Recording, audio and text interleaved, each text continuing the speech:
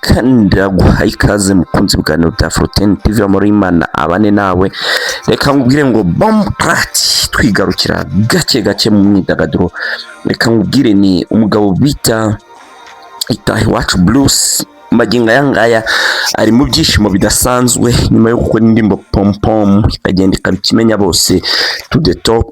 Magingo yangaya benshi cyane badatinya kuvuga ko aricyo kintu yaburaga, noneho magingo yangaya turi kuvugana aho bita Diamond Platnumz cyangwa se umwite Simba Dangote.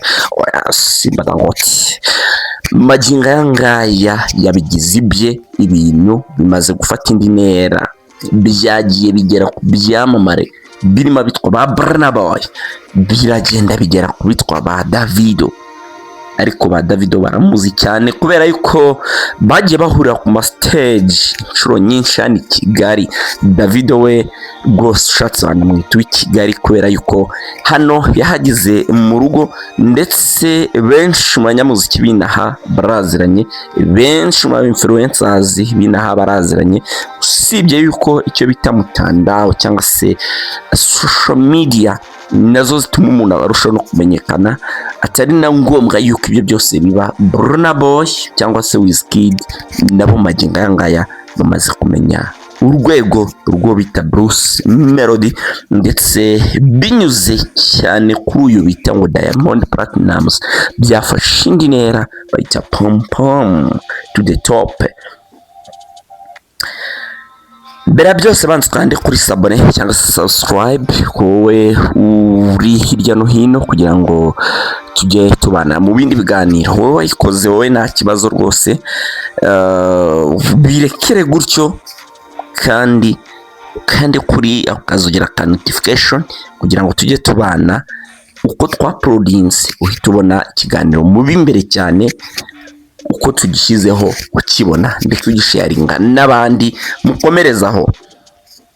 Umuntu rero bita Bruce Melody magingo yangaya mvuze yuko ari mu byishimo bidasanzwe kubwo kuba amaze gukora indirimbo yitwa Pom Pom. Ntago naba mbeshye, indirimbo yitwa Pom Pom ndakeka magingo yandi gukora iki kiganiro imaze icyumweru kimwe, imaze kurebwa n'abantu basaga miliyoni 2 kuzamura n'ibihumbi byinshi cyane. Ni ubwa mbere bimubayeho kuba yasura indirimbo ikarebwa inshuro zingana gutyo mu gihe gitoya nk'iki ngiki. Ndakeka ari ubwa mbere bimubayeho guhera igihe premieringiye mu gitaramo cya New Groove yahuragamo na mugenzi we muri battle ikomeye cyane, yanitwaye neza cyane akayitsinda, akubito bita The Ben mugenzi we wari wamwihamagariye cyangwa se wari wamwikururiye, bifashijwemo n'uwo bita The Sope yahise premieringa indirimbo neza cyane kuri screen za Big Arena yari irimo abasaga ibihumbi 10 bose bari baje kwitabira igitaramo cya The New Year Groove. Magingo yanga rero turimo turavugana ibintu bimeze neza kuri we ndetse na timu yiwe muri rusange. Pom Pom niyo ndirimbo yaburaga ubundi, yagiye akora ibintu bitandukanye. Yakoze collab yitwa Funga Machu, ayikoramo iyo bita When She's Around, ari kumwe no bita uyu mugabo ukomeye cyane bita Shaggy wamufashije akamwambutsa akamuvana i Kigali mu Rwanda akamugezaho bita muri Leta Zunze Ubumwe za Amerika, akagenda agakora icyo bita tour kuri radio yitwa iHeart Radio. Twebwe rero uko tubifata siko biba bimeze. Hariyo bita Capital Radio, Capital FM nitwa iHeart Radio. Izi ni radio zidasanzwe, barakujyana nyine habari n'abana bafana muri sare ugapremieringa cyangwa se ugaperforming indirimbo yawe live. Bari kubicisha nyine ku mbuga nkoranyambaga z'iyo radio, bari kubicisha kuri televiziyo, bari kubicisha ahantu hirya no hino, ariko na live bahibereye abafana ndetse rwose bakaguhuza n'ibindi byamamare. Niko rero bita Shaggy yakoreye wita Bruce Melody akamujyana akamumanika aho bita muri iHeart Radio. Kumanika ndakunyura mu gato. kera witwa Dr Jose Chameleone yajyanyeho bita DJ Pius, yaramubwiye ati rero uyu munsi wowe rukabuza Pius konga mwita Kasongo, aramubwiye ati we Kasongo uyu munsi ndakumanika. Kasongo rero ariwe DJ Pius yagize ubwoba, aravuga ati se Jose Chameleone n'ibiki agiye kunkorera kumanika ni ibiki, agira ngo wenda ni ibintu byo kumugira nabi, ahita mutwara mujyana muri studio bakora indirimbo bayita Akatako, yagiye ikaba viro ikamenyekana muri Uganda, u Rwanda, Tanzania, Kenya, Burundi, East Africa muri rusange ikagafata. Abikeshaho bita Jose Chameleone wari wamubwiye ko agiye kumanika, niko rero no bita Shaggy yakoreye Bruce aramufata aramujyana aramumanika muri iHeartRadio, kubera yuko ahangaha kugira ngo bihe agaciro wowe mukunzi wa music cyangwa se wowe ukurikirana imyidagaduro, wewe niwe ushobora kubyumva neza.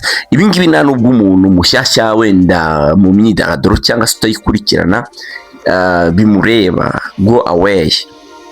Ndabwira abantu batoye basobanukiwe, ariko usibye ko nawe utabisobanukiwe ushobora kuba wabyumvira. Iyo bavuze ngo Capital FM cyangwa se bakaba ngo iHeartRadio ni amaradiyo akomeye nyine, ya yandi n'abanyamerika bakomeye cyane uzi abongereza, indirimbo yose basohoye baza kwiha premieringira. Ahangaha umuntu bita Adele uzahamusanga, uzahasanga bita ba Lost Frequency, uzahasanga bitwa ba Alex Warren, uhasanga barimo ba Sabrina Carpenter, uhasanga ba Billie Eilish, ba Rihanna, ba Justin Bieber, ba The Weeknd n'abandi bose uzi bakomeye ushobora gufata wowe ukabanomina ukabashyira ku rwego rudasanzwe, uzahabasanga. Nyuma y'ibyo byose araza korana bitwa ba Black Diamond bo muri South Africa, indirimbo yitwa Nicki Minaj, bakora kandi indirimbo yitwa Beauty on Fire ari kumwe n'uwitwa Joeboy Nigeria. Arambuka kugira ko bita bye bakora yitwa indirimbo ya Danje.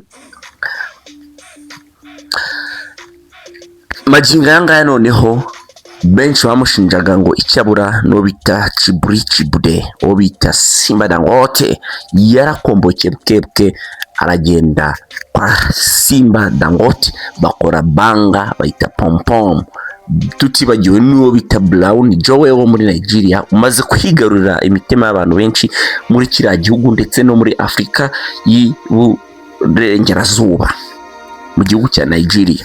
Bakora ibintu byadanje. Magingo yanga turimo turavugana, Pom yuje miliyoni 2 zirenga n'ibihumbi byinshi, none urugamba rurakomeje. Igisohoka ntabwo Bruce Melody igeze ayipostinga na Diamond, mwari mwavuze ko atayipostinze, ariko nk'umuntu wakurikiranaga imyidagaduro muri Tanzania ukareba ku bitangazamakuru nka Wasafi bari babipostinze n'ama-challenges abantu bagiye bakora atandukanye bagiye bayashyiraho. Ariko ubu ngubu magingo yanga turi kuvugana, Melody yamaze kwishyira kuri platform ziwe, yatangiye promotinga, ngira ngo amaze iminsi ari gukora tour y'amaradiyo n'amateleviziyo, BA yagiyeyo, zitwa za SKFM twamubonye ajyayo, n'ahandi hatandukanye, kandi still urugendo rugikomeje ajya no ku maradiyo n'amateleviziyo atandukanye n'ama-channels atandukanye. Namubonye ajya kuri za Gihe Sports n'ahandi hatandukanye. Aracyakomeje urugendo rwo kuba yajya gupromoting ibihangano byiwe, no mu minsi iri imbere rwose mushatse mwana byitega ko muzamubonana kwa Emirene ko ni hamwe mu premieringira, ndetse naho bita kuri The Choice hirya no hino.